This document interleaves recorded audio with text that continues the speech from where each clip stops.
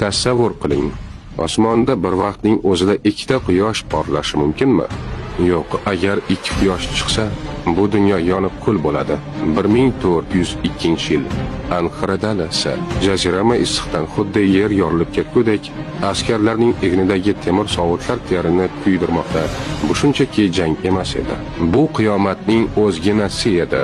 Bir tomonda Yevropa qirollarini tiz cho'ktirgan, shiddati sabab yildirim nomini olgan Sulton Boyazid, ikkinchi tomonda taqdirni o'z qo'li bilan yozgan, mag'lubiyat nimaligini bilmaydigan sohibqiron Amir Temur.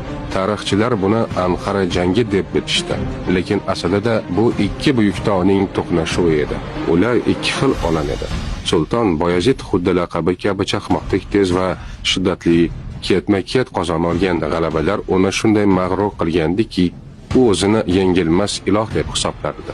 Amir Temur esa u xuddi aysbergdek sovuqqon, uning har bir yurishi shaxmat taxtasidagi kabi 7 qadam oldindan hisoblangan. Boyazid bilagidagi kuchga ishondi. Temur esa aql va sabrga, tarix guvoh g'azab har doim aql qarshisida tiz cho'kadi. Qon to'kilishidan oldin siyoh to'kildi. Boyazid o'z hayotidagi eng katta xatolik qildi.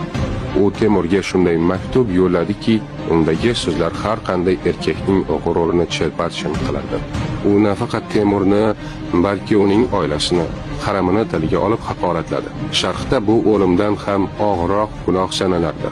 Temur maktubni o'qidi, baqirmadi, stolni mushtamadi. U ko'zlarini bir zum yumdi va Boyazid o'z imzosi bilan o'z taqdiriga hukm o'qidi deya sovuqqonlik bilan pichirladi.